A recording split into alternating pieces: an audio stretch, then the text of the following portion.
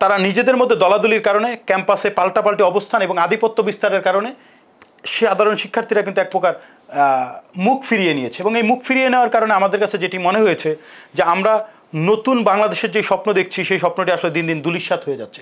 ঘরে বসেই ট্রেড করতে চান? তাহলে আমরা দিচ্ছি তার বেস্ট সলিউশন। মার্কেটের সব প্রয়োজনীয় তথ্য জানা থাকলে বিনিয়োগের যাত্রা হয়ে ওঠে আরো সহজ। তাই আপনার সফলতার সম্ভাবনাকে কাজে লাগাতে ডাউনলোড করুন দেশের নাম্বার 1 ট্রেডিং অ্যাপ গিফটিফাস্ট। গণ অভ্যুত্থান পরবর্তী বাংলাদেশে আমরা চেয়েছিলাম যে যেহেতু একটি জগদ্দল পাথরের মতো একটি স্বৈরাচার যেভাবে দেশকে এক প্রকার কুক্ষিগত করে রেখেছিল সেটির থেকে মুক্ত করাই ছিল আমাদের প্রথম লক্ষ্য। সেই লক্ষ্যে আমরা বাস্তবায়ন করতে পেরেছি এবং একই সাথে স্বৈরাচারকে পলায়ন করতে বাধ্য করতে পেরেছি। তার পরবর্তীতে এই বাংলাদেশের রাজনীতিতে একটি ইতিবাচক ধারা আসবে, একটি নতুন ধারা রাজনৈতিক বন্দোবস্ত বিনির্মাণ হবে, তেমনটি আমরা প্রত্যাশা করেছিলাম। কিন্তু আমরা দেখলাম যে 5 আগস্ট পরবর্তী বাংলাদেশে আসলে বিশেষ করে বৈষম্যবিরোধী ছাত্র আন্দোলনের ব্যানারে যেভাবে বাংলাদেশের সকল ক্রিয়াশীল ছাত্র সংগঠন যেভাবে ঐক্যবদ্ধ হয়ে তাদের ব্যানারে আন্দোলন করেছে, 5 আগস্ট পরবর্তী বাংলাদেশে শুধুমাত্র এই বৈষম্যবিরোধী ছাত্র আন্দোলন একলা চলো রীতিতে চলে যাওয়ার মাধ্যমে মূলত রাজনৈতিক ছাত্র সংগঠনগুলোর মধ্যে এক ধরনের বিভাজন সৃষ্টি হয়েছে এবং সেই বিভাজনের কারণেই এই যে সাধারণ শিক্ষার্থীদের মধ্যে যেভাবে আশা আকাঙ্ক্ষার একটি সঞ্চার ঘটেছিল, নতুনভাবে তারা যেভাবে স্বপ্ন দেখছিল এবং একই সাথে তারা প্রত্যাশা করেছিল যে যারা রাজনীতি বিমুখ তরুণ প্রজন্ম ছিল, বিশেষ করে শিক্ষার্থীদের একটি বৃহত্তর অংশ কিন্তু এই ছাত্র রাজনীতিকে মোটেও পছন্দ করেননি। এটির অন্যতম কারণ ছিল বিগত দিনে আপনি দেখেন যে দখলদারিত্বের যে রাজনীতি, হল ক্যাম্পাস দখলের যে রাজনীতি ছিল, একই সাথে আপনি দেখেন গেস্ট রুম গণরুমের মতো একটি ঘৃণ্য কালচার কিন্তু স্টাবলিশ হয়েছিল, যার ফলে এই যে একটি বৃহৎ অংশ শিক্ষার্থীদের মধ্যে তারা রাজনীতি বিমুখ হয়ে গিয়েছিল। আমরা প্রত্যাশা করেছিলাম যে 5 আগস্ট পরবর্তী বাংলাদেশে সকল রাজনৈতিক ছাত্র সংগঠন নিজেদের বিগত দিনের ভুল ত্রুটিগুলো থেকে শিক্ষা নিয়ে এবং একটি নতুন ধারার রাজনীতি শিক্ষার্থীদের সামনে নিয়ে আসবেন। শিক্ষার্থীরা সেটিকে সাদরে গ্রহণ করে এই বাংলাদেশে রাজনীতির প্রতি, ছাত্র রাজনীতির প্রতি সকলের একটি আগ্রহের জায়গা প্রকাশ পাবে।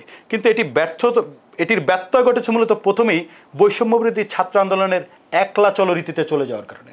দেখুন, তারা 5 আগস্ট পরবর্তী বাংলাদেশে যখন প্রধান উপদেষ্টার সাথে একাধিকবার বৈঠক করেন, তখন তারা রাজনৈতিক ছাত্র সংগঠনগুলোকে তাদের সাথে অ্যাকোমোডেট করার প্রয়োজনীয়তা অনুভব করেনি।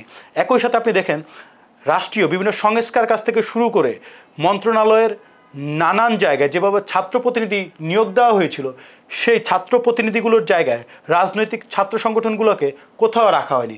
এবং একই সাথে আমরা সরকারের সাথে বৈষম্যবিরোধী ছাত্র আন্দোলন এবং নাগরিক কমিটির একাধিকবার বৈঠক অনুষ্ঠিত হতে দেখলেও সেখানে এই সরকারের পক্ষ থেকেও রাজনৈতিক ছাত্র সংগঠনগুলোকে একবারও তারা আলাপ করার প্রয়োজন মনে করেনি। যার ফলে আপনি দেখুন একেবারে উপর থেকেই কিন্তু এটির আসলে এই যে বিভাজনের যে রাজনীতি সেটি কিন্তু পরিষ্কার হয়ে গিয়েছিল। এবং একই সাথে আপনি দেখেন এই যে বিভাজনের রাজনীতি হওয়ার কারণে যেটি হয়েছে, আপনি দেখেন রাজনৈতিকভাবে অনেকেরই কিন্তু এখন এই যে 5 আগস্ট পরবর্তী বাংলাদেশে নিজেদেরকে তুলে ধরার একটি সুযোগ সৃষ্টি হয়েছে, নতুন একটি দ্বার উন্মোচন হয়েছে যেখানে সবাই নিজেদেরকে রাজনৈতিকভাবে প্রতিষ্ঠিত করতে পারবে। সেই সুযোগটি নিতে গিয়ে একটি দল একটি ছাত্র সংগঠন অন্য একটি ছাত্র সংগঠনকে দোষারোপের রাজনীতির দিকে নিয়ে যাচ্ছিলেন। একটি ছাত্র সংগঠন অন্য একটি ছাত্র সংগঠনকে তাদের ভুল ত্রুটি নিয়ে কথাবার্তা বলা শুরু করলেন এবং এভাবেই বিভাজন হতে হতে একটা সময় শিক্ষার্থীরা দেখলো যে আসলে তারা যেভাবে নতুনভাবে রাজনীতি করার যে স্বপ্ন বা আশা তারা মানে প্রত্যাশার জায়গায় তারা এসেছিলেন সেটি আসলে ধূলিসাৎ হয়ে যাচ্ছে, বরং চিরাচরিত যে কালচার সেটি মুদ্রার এপিটোপিটি তারা আসলে দেখতে পাচ্ছেন।